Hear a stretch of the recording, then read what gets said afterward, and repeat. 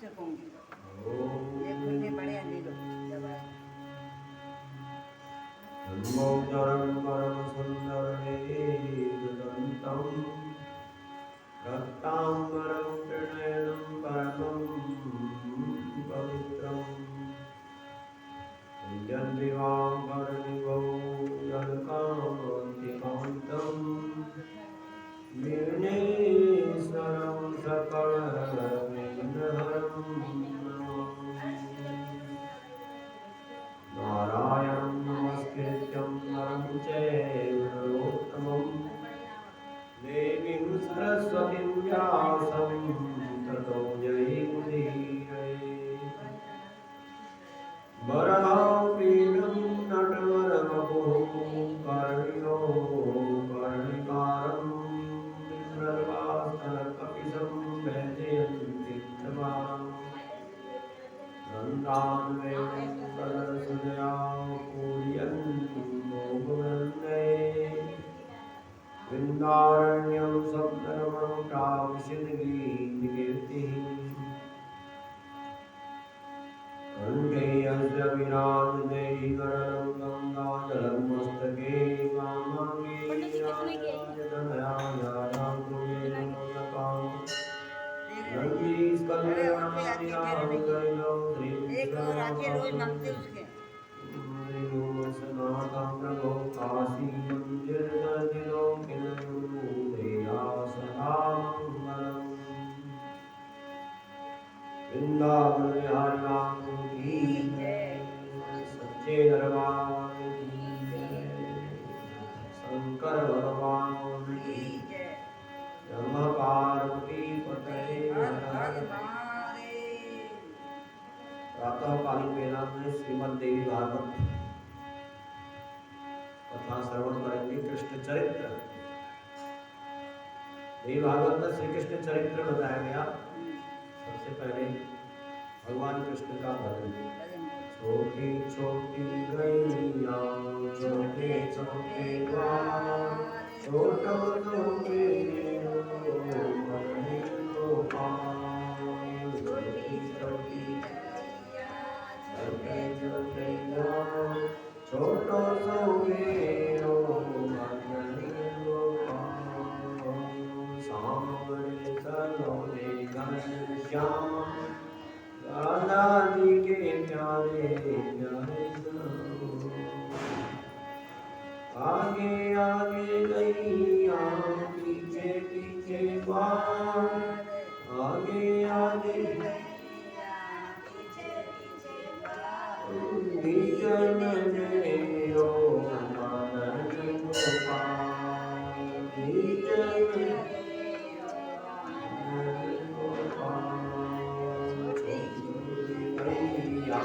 छोटे छोटे छोटो सो मेरो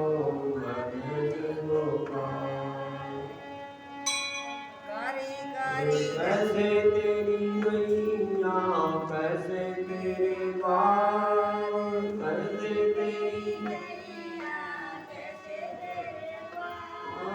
कैसे को तेरो मानन गोपाल कैसे तेरो मानन गोपाल काली काली गैया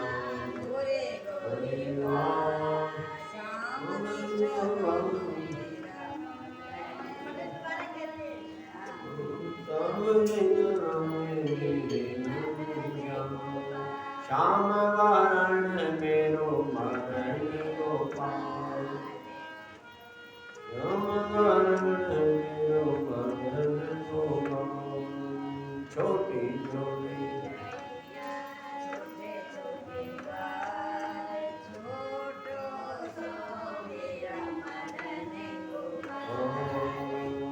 क्या खाए गैया क्या खाए ग्वाल क्या खाए गैया क्या खाए मेरो मदन गोपाल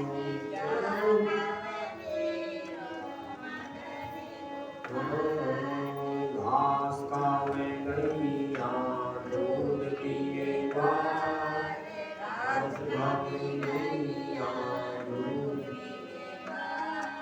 माखन खावे मेरो आनंद गोपाल, माखन छोटी छोटी गलियां, छोटे छोटे द्वार, छोटी छोटी गलियां, छोटो सो मेरो आनंद गोपाल, मेरो छोटी छोटी लुकोटी, छोटे छोटे हाथ, छोटी छोटी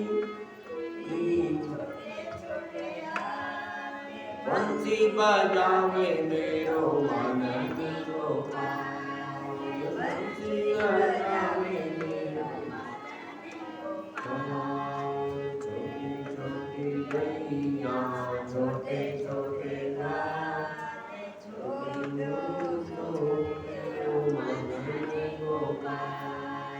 छोटी छोटी सखियां मधुवन लाल, छोटी छोटी सखियां मधुवन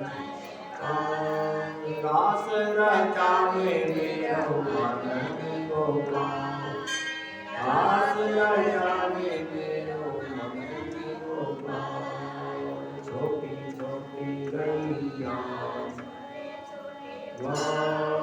छोटो सो मेरो आनंद गोपाल, श्यामले सलोने घनश्याम, राजे के पारे प्यारे तेरी शाम। बोलो कृष्ण कन्हैया लाल की जय। श्री कृष्ण चरित्र जी व्यास जी बता रहे हैं जन्मेजय को।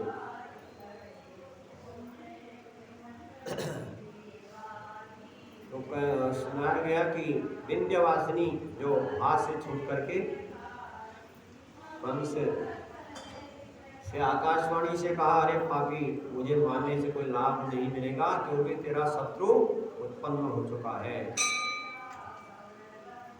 ऐसा कह करके वह विंध्यवासिनी भगवती आकाश मंडल पर चली गई और उस समय घबरा गया कंस आकाशवाणी सुनकर के। उसने अपने दूत, अपने जो बाकी असुर थे, धेनुकासुर, बकासुर, वृत्तासुर से कहा कि तुम मेरा कार्य करने के लिए जल्दी चल पड़ो। जहां कहीं भी वो बालक उत्पन्न हुआ है जो मेरा शत्रु है उसको मार डालो।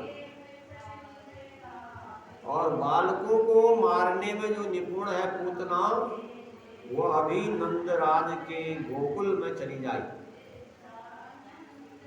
और जितने भी एक दो दिन में बालक उत्पन्न हुए हैं सबको आज्ञा, मेरी आज्ञा है कि सबको मार डालें। ऐसा आदेश पाकर के दुष्ट कंस अपने घर निवास पर चले गया और उस जो आकाशवाणी बालिका के बताए हुए, जो आकाशवाणी बालिका ने बताया कि तेरा शत्रु उत्पन्न हो चुका है, शत्रु बालक को सोचता हुआ चिंतित जैसा हो रहा था।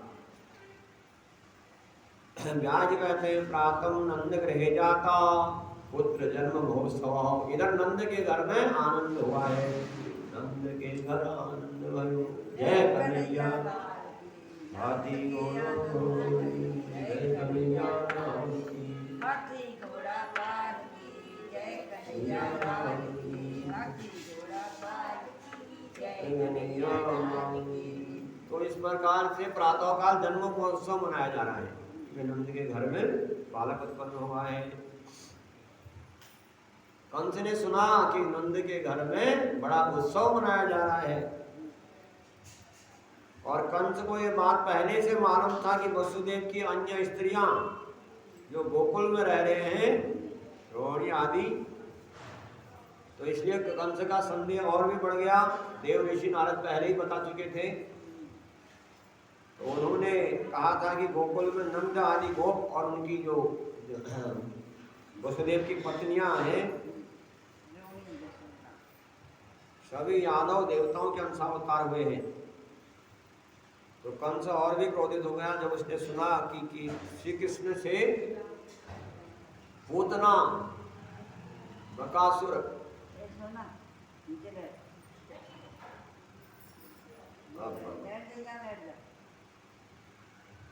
सोना जो है बकासुर आदि जो है पूतना बकासुर बत्सासुर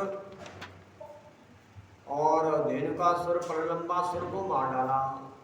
भगवान ने जब सुना कृष्ण ने जो है सबको मार डाला है, पूतना को मार डाला, बकासुर को मार डाला, बत्सासुर को मार डाला, तो गोवर्धन पर्वत को हाथों से उठा लिया।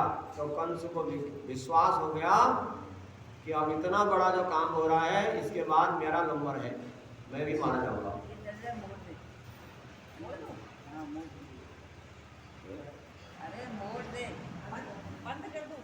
तदानुसार कर्मानुसार अक्रूरम प्रेष्यामासो पूर्वं पापस्मृति तथा आनेतुं रामकृष्णो च वदयतामित विक्रमो।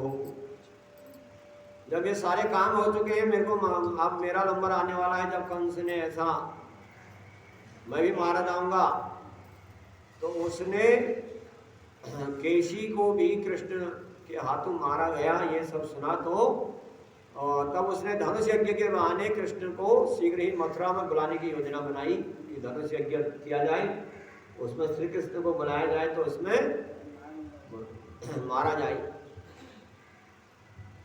तब क्रूर और पाप बुद्धि कंस ने कृष्ण और बलराम जी को मार डालने के लिए उन्हें बुलाने के लिए अक्रूर जी को भेजा कि बुला के लाओ।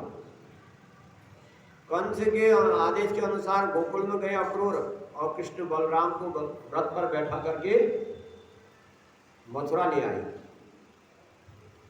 तो कहते हैं तवागत्यम तथा तत्र धनुर्भंगुम चक्रतु। नगर में पहुंचते ही दोनों वीरों ने जो यज्ञशाला में धनुष रखा था उसको तोड़ डाला, कृष्ण और बलराम ने। और कंस के धोबी को मिल गया पीड़ा, हाथी को यमपुर भेज दिया। और जो कंस के प्रसिद्ध पहलवान थे चारण पुष्टिक, इनको भी मार डाला। और खेल खेल में ही केस पकड़ करके कंस को मंच से नीचे घसीटा और घसीट करके सदा के लिए समाप्त कर दिया। अब देवी भागवत की कथा इसलिए इसको शॉर्ट में सुनाया जाता है, उसमें है विस्तार से नहीं। और अपने माता पिता को कारागार से छुड़ा करके दुख दूर कर दिया श्री कृष्ण ने। और कृष्ण ने अपने नाना उग्रसेन को वहां के राज सिंहासन पर बैठाया।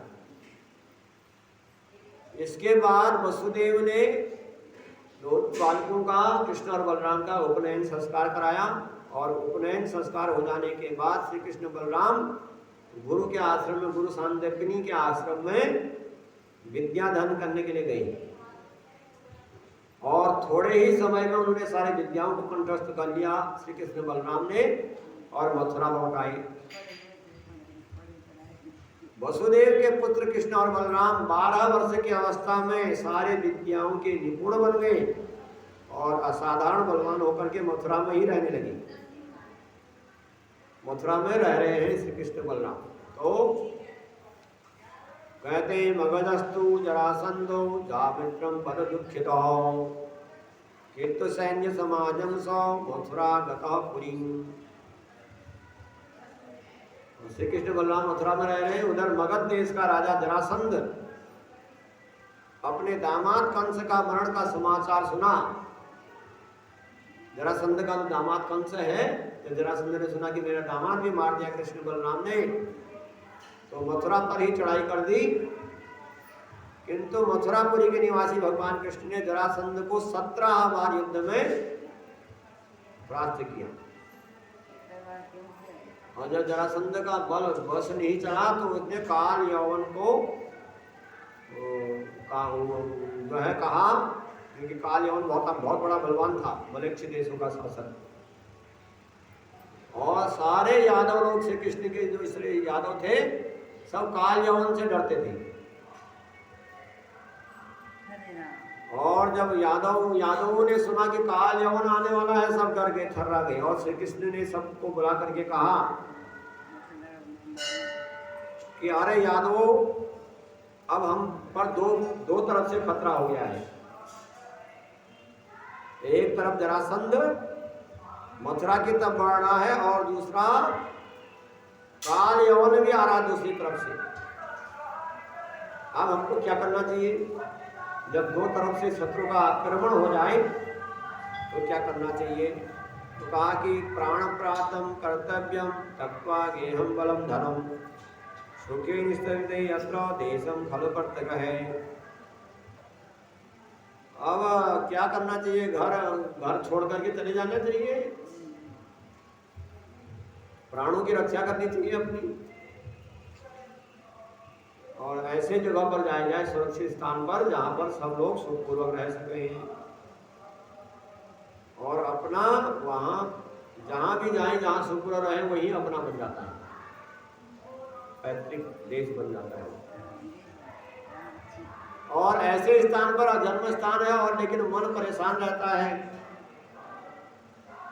तो वह स्थान भी किस काम का?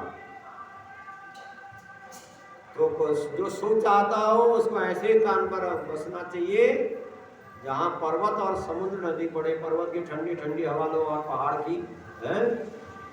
दिल्ली में रह रहे हैं तो बड़ा मुश्किल है, मजबूरी से रहना पड़ता है। तो प्रदूषण है और चीजें भी हैं अपने बहुत।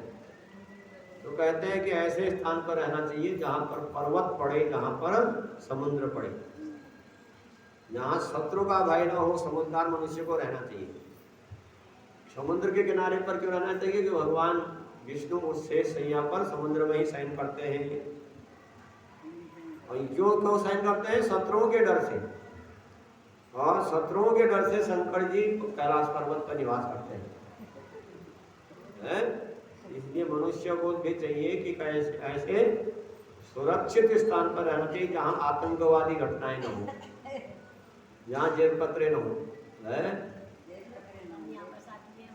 अब हम लोग, अब श्री कृष्ण ने कहा कि अब हमारे लायक ये मथुरापुरी रहने लायक नहीं रहेगी। अब हम समुद्र की तरफ बढ़ के चलेंगे, द्वारकापुरी की तरफ चलेंगे। और गरुड़ ने मुझे बताया है कि द्वारकापुरी बड़ी सुंदर है और रैवत पर्वत के पास समुद्र के तट पर बसी हुई है। तो व्यास जी कहते हैं तत्सुतम बतम तथ्य सर्वे यादव पंगवा। जब यादवों को इस प्रकार से कहा श्री कृष्ण ने,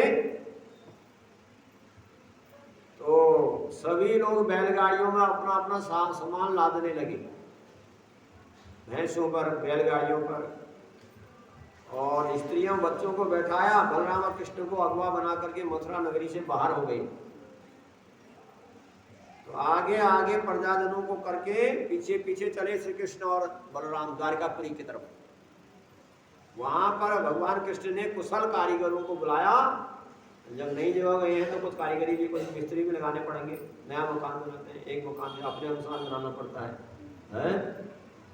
तो द्वारकापुरी को पहले उन्होंने, वो पुराना था उसको जहाँ नया तरीके से बनाया अपनी तरफ से। और यादवों को बसा करके बलराम और कृष्ण मथुरापुरी वापस आ गए। सारे यादवों को बसा गए क्योंकि यादव लोग और डरे हुए थे। और मथुरापुरी में रहने लगे श्री कृष्ण बलराम, और तो सब यादवों को द्वारिकापुरी में बसा करके आए। और इधर जो है दो तरफ से आक्रमण हो रहा है, काल यवन का और जरासंध का, मथुरापुरी में। और जब कृष्ण को उनके आगमन का पता चला तो मथुरा जाकर के उस नगरी से वो भी कुछ दिनों के लिए बाहर हो गए। और श्री कृष्ण भी अब बाहर की तरफ जाने लगे।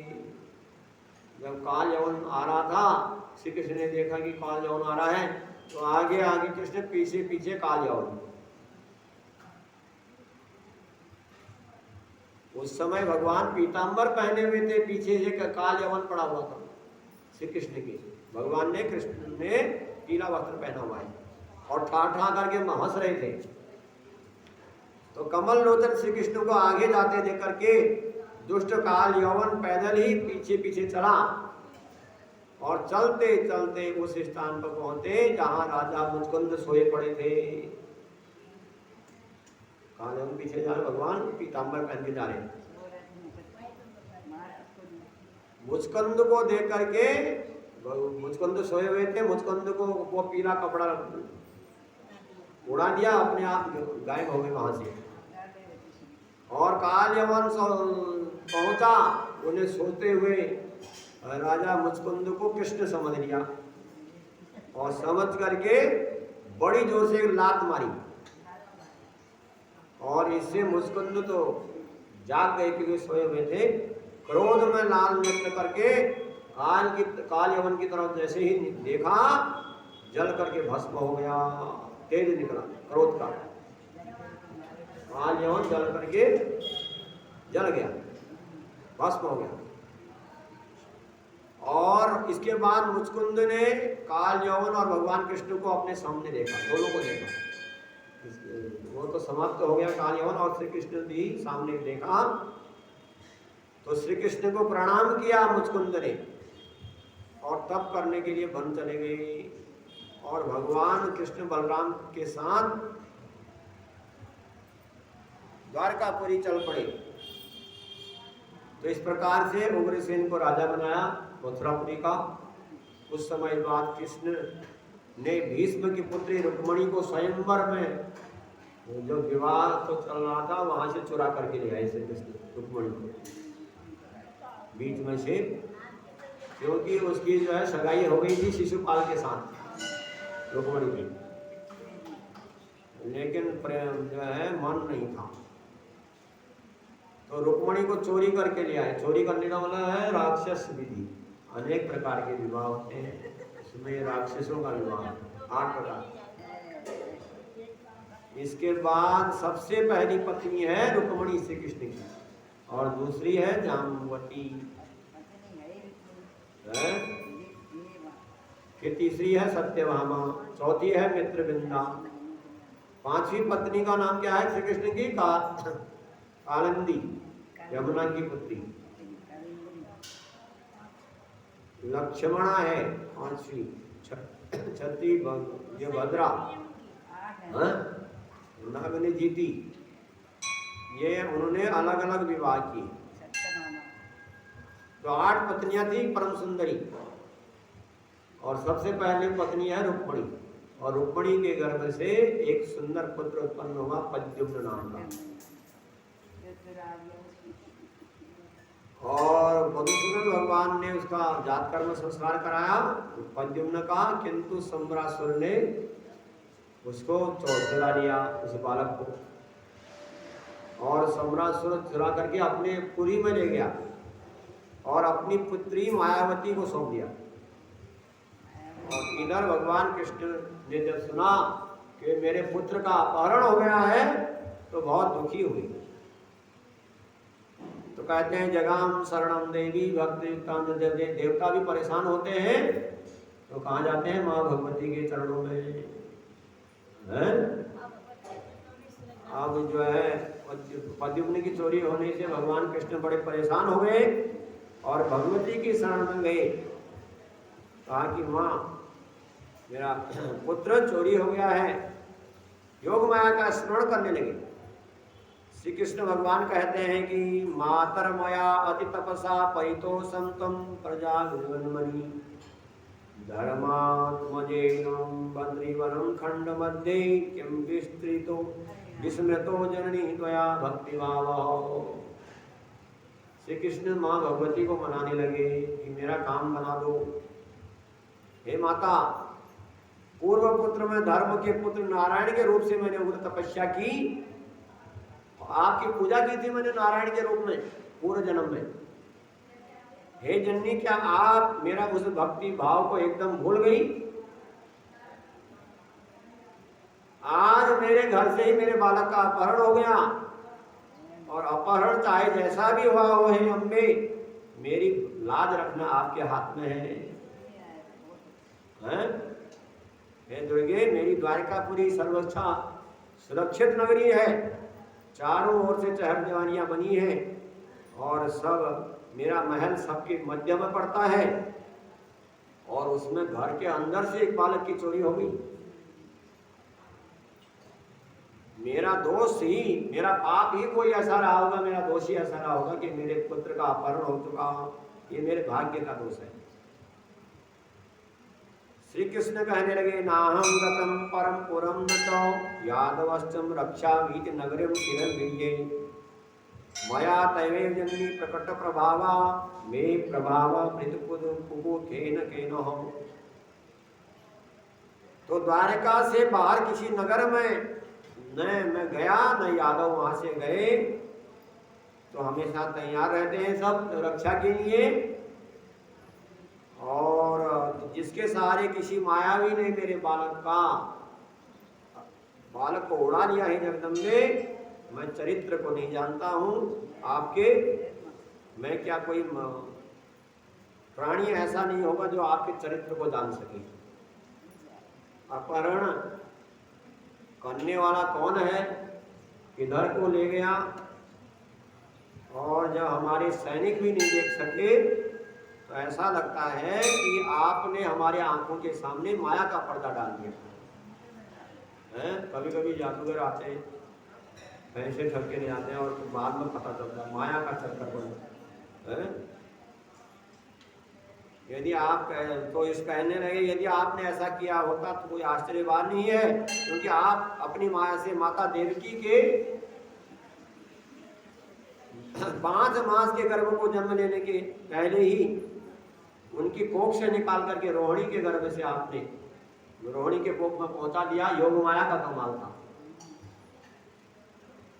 तो इस बात के प्रत्यक्ष प्रमाण स्वयं बलराम जी हैं, क्योंकि जब वसुदेव जी जेल में थे, बिना पति के ही माता रोहिणी ने इन्हें जन्म दिया था। तो हे अम्बे, सत्व रज तम, इन तीनों गुणों द्वारा सदा आप संसार की सृष्टि करती हैं, पालन करती हैं, संहार करती हैं। आपके चरित्र को कौन जान सकता है। पहले तो आप पुत्र जन्म होकर के घर में खुशी लाती हैं और एकदम बच्चे का अपहरण करा दिया, और अब हमको दुख का घाटा पड़ गया। दुख का पहाड़ पटक देती है। उसके बाद ऐसा लगता है कि ऐसा करने से आपको सुख मिलता होगा, तब तो आप प्रपंच में खेलवाड़ करती है। ऐसा माया माँ जगदम्बा से बातें करने लगी कृष्ण। यदि ना होता, ऐसा नहीं होता, पहले मुझे संतान उत्पत्ति का सुख दे करके बाद में इस प्रकार नहीं सताती आप। तो बालक की माता कोई पक्षी के समान बहुत रो रही है, सर्वदा मेरे समीप रहती है, उसका दुख बड़ा बढ़ रहा है। तो रुक्मणी का दुखदाई माता रुक्मणी के कष्ट का कुछ पता ही नहीं है। हे देवी, जिस घर में पुत्र का जन्म होता है वहां आनंद का कोई ठिकाना नहीं होता, और जाने पर उसके बराबर दुखी कोई नहीं होता उसके घर के अंदर। ऐसा मैं कहाँ जाऊं, क्या करूं। पुत्र जन्मते ही नष्ट हो जाने पर मेरा दुख से हृदय फटा जा रहा है।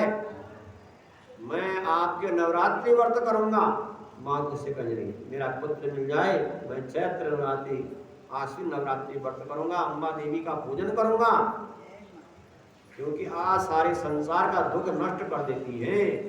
हे जननी, मेरा पुत्र जीवित हो, अगर मेरा पुत्र जीवित हो तो आप तत्काल दिखा दीजिए इसको। याजी कहते हैं, किसी को दुख न देने वाले कृष्ण ने जब इस प्रकार से स्तुति की है तो मां भगवती जगदम्बा तुरंत प्रकट होकर के बोली। श्री देवी ने कहा कि शोकम मां पुरुष देवेशो सापो यमते पुरातनो। भगवती कहने लगी, हे कृष्ण, आप शोक न करें। पूर्व काल में आपको श्राप मिला था कि उसी के कारण संबरासुर आपके बालक को हरण करके ले गया है, और 16 वर्ष का होने पर प्रद्युम्न अपनी शक्ति से संबरासुर को मार करके मेरी कृपा से वापस लौट आएगा। इसमें कोई संशय नहीं है। ऐसा भगवती ने कह करके अंतर्ध्यान हो गई, और भगवान कृष्ण को पुत्र शोक से दुखी, मतलब शोक त्याग करके सुखी हुए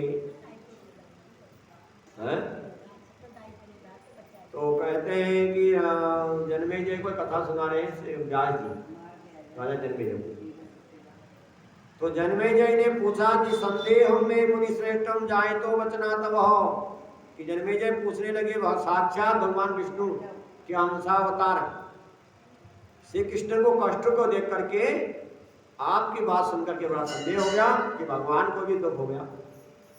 सारा संसार तो भगवान के शरण में जाता है, और भगवान ही दुखी हो गए तो संसार किसके शरण में जाएगा? है? तो कैसे उनके बच्चे की चोरी हो गई, ये रहस्यमयी बात है। और बालक का अपहरण करने में, हे सत्यवती पुत्र व्यास, ये बड़ी विचित्र बात है। भगवान को इस बात का पता ही नहीं चला कि घर के बच्चा भी ले गया कोई, जबकि सब वहीं पर विराजमान थे। तो व्यास जी कहते हैं कि माया बलवती राजन नराणाम बुद्धि मोहनी सांभवी विश्रुतालोके को मोहम न गच्छति। व्यास जी कहते हैं, हे जन्मेजय, माया बड़ी बलवती होती है राजन, मनुष्यों को, मनुष्य की बुद्धि को मोह में डाल देती है। सांभवी माया ऐसी विकट होती है, संसार में कोई भी प्राणी उसके वशीभूत होकर के नहीं रह सकता। मनुष्य का जन्म पाने वाले प्राणी में मानवीय गुण रहेंगे ही। अगर भगवान कृष्ण ने मनुष्य का जन्म लिया है तो मनुष्य के समान दुखी तो रहेंगे ही। कौन सा ऐसा मनुष्य है कि दुखी ना हो संसार में? जब मनुष्य के उसमें आए तो वो गुण होना पड़ेगा, चाहे देवता हो दैत्य हो। जिसने मनुष्य रूप धारण करेगा गुणों के अधीन रहेगा। तो ये क्या क्या मनुष्य में रहते हैं? क्षुधा निद्रा भयम तंद्रा मोह भयम संकर। मनुष्य में क्या क्या गुण रहते हैं? भूख लगती है, प्यास लगती है, नींद आती है, वो कथाओं में नींद आती है, और झपकी लगती है, शोक होता है, हर्ष होता है, अभिमान, बुढ़ापा, ईर्ष्या करना किसी से, राग द्वेष, थकावट, ये सब विद्यमान रहते हैं मनुष्य में। अगर भगवान ने भी मनुष्य रूप में जन्म लिया तो ये सब उनको भी होगा। ये नहीं पता चला कि अभी भगवान राम को ये पता नहीं चला कि राम जो है रात्रि की तैयारी चल रही थी और वन की तरफ जाना पड़ा है? राम को ये मालूम नहीं था कि ये मारीच जो है स्वर्ण का है, लेकिन माया का पर्दा पड़ गया है। क्योंकि राम भी मनुष्य जन्म में आए और मनुष्य जैसे पर्दा पड़ गया, जैसे मनुष्य को पड़ता है। अभिषेक राजा बनने के दिन वनवास की तरफ चले गए, और वे ये भी नहीं जानते थे कि मेरे वियोग में मेरे पिता का मरण हो चुका है। वो तो संदेश दिया गया बाद में। रावण पत्नी को चोरी करके ले गया, ये पता नहीं चला। रो रहे हैं और वृक्षों से पूछ रहे हैं कि मेरी पत्नी को आपने देखा कहीं पर?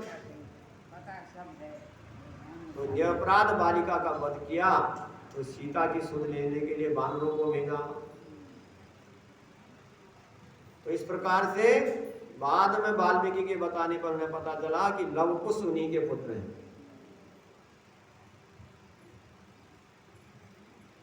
तो खर दैत्य का विनाश करने वाले राम काल के आगमन को नहीं जान सके।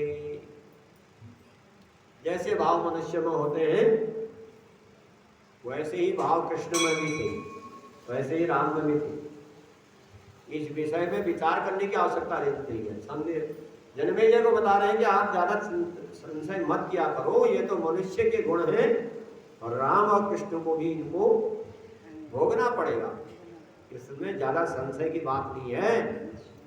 तो कृष्ण पहले ही कंस के भय से गोकुल में चले गए और जरासंध के भय से मथुरा छोड़ करके द्वारका भाग गए। रुक्मणी का हरण करके धार्मिक कार्य कर दिया।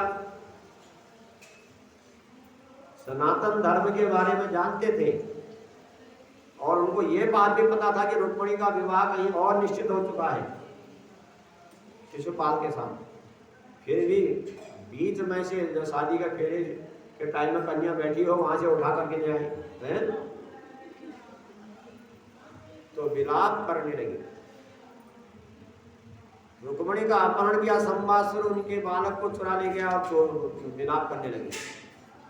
और जब भगवती ने बताया कि तुम्हारा बालक सुरक्षित है, 16 वर्ष की अवस्था में आएगा, तब जा करके, और पत्नी के लिए उन्होंने इंद्र से लड़ाई मोल ली। पत्नी ने मांग कर दी, डिमांड कर दी कि ये पारिजात वृक्ष चाहिए। स्त्री परायणता का भी पता चल जाता है। जब इंद्र को प्राप्त करके अपनी पत्नी का मान रखने के लिए वे तस्वीर बन गई। जैसे आजकल बन जाते हैं पत्नी का मान, माता पिता को ज्यादा ध्यान देते तो पत्नी का ध्यान। तो ये सब करतूतें जैसे मनुष्य की है वैसे भगवान की भी होगी है। और सत्यभामा को वृक्ष में बांध करके दान करके नारद जी को दे दिया। बाद में जब बड़ी मुश्किल से छुड़ाया सत्यभामा को, तो ये जो दान कर दिया वापस कैसे आएगी? तब क्या गया, सोने का सत्यभामा बनाएगी तब उसका दान किया गया, तब वापस जाएगी। नारद जी से छुड़ाया। रुक्मणी प्रद्युम्न और विशिष्ट गुण संपन्न पुत्र को देकर के जामवंती ने दीन भाव से संतान की याचना की। जब रुक्मणी का प्रद्युम्न का पुत्र हुआ, प्रद्युम्न के समान, ऐसे पुत्रों को देख करके जामवती के मन में भी इच्छा हुई कि हमारा भी ऐसा ही पुत्र हो।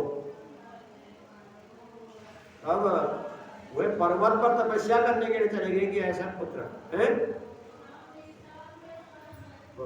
तपस्या करने के लिए गए हैं पुत्र प्राप्ति के लिए। और जाते जाते वहां पर पहुंचे जहां शिव भक्त उपमन्यु रहते थे, और उपमन्यु को गुरु बना करके भगवान शंकर से प्रार्थना करने लगे कि भगवान शंकर मेरे को एक पुत्र दो है। और तब किया श्री कृष्ण ने पुत्र प्राप्त करने लगे के लिए भगवान शंकर की आराधना की, और शिव मंत्र का जप कर रहे हैं। केवल जल पीते हैं, एक पैर पर खड़े होकर के तब करने लगे, और कभी वायु पी करके अंगूठे के सहारे खड़े होकर के तब किया। और तब जाकर के शंकर भगवान भक्ति से प्रसन्न हुए, और शंकर जी देवताओं के साथ नंदी पर बैल पर सवार होकर के आए, और भगवान सोमनाथ ने प्रत्यक्ष दर्शन दिया। तो श्री कृष्ण को संबोधित करके हुए श्री जी ने कहा कि कहने लगे कि तुष्णोमि कृष्ण तपसा तवागण महामते, हे कृष्ण मैं तुम्हारी तपस्या से प्रसन्न हूँ, जो इच्छा है वरदान मांग लो। तो व्यास जी कहते हैं शंकर भगवान को प्रसन्न देख करके भगवान कृष्ण ने दंडवत प्रणाम किया, और शंकर जी के समक्ष खड़े हुए और कहा कि हे दैत्य नाशन, आपको सबसे पहले तो मैं प्रणाम करता हूँ, आपको नमस्कार है। और सारी घटनाएं सुनाई और श्री कृष्ण ने शंकर भगवान को। अब कहते हैं गृहस्थी का जीवन बड़ा दुखदायी है, जिसकी एक पत्नी है वो भी बड़े परेशान है, जिसकी 16,108 पत्नियां हों घर में, उसके लिए संभालना कितना मुश्किल हो जाता है। श्री कृष्ण कहने लगे स्त्री का जो है गृहस्थी का जीवन बड़ा दुखदायी होता है, इसमें स्त्री के बस में रहना पड़ता है, नहीं तो हाहाकार मचा देती है घर में है, और स्त्री की ओर से धर्म छूट जाता है। तो गृहस्थ जीवन अपने बस में नहीं रहता, दूसरे के सहारे रहना पड़ता है। स्त्री के चक्कर में, पुत्र के चक्कर में बना रहता है। जंजीरों से तो मनुष्य छूट सकता है, लोहे के जंजीरों से, लेकिन स्त्री पुत्र के जंजीर में जो बन गया वो कैसे छूट पाएगा है? तो बंधन में यहाँ तो मोक्ष की बातें तो दुर्लभ रहती हैं। फिर तो रुक्मणी के पुत्रों को देख करके मेरी दूसरी पत्नी जामवंती ने पुत्र प्राप्ति के निमित्त मेरे से पुत्र मांगा, इसलिए मैंने आपकी तपस्या की। अब मेरे को पुत्र पाने के लिए आपसे प्रार्थना करनी पड़ी है, बड़ी शर्म आती है मेरे को है।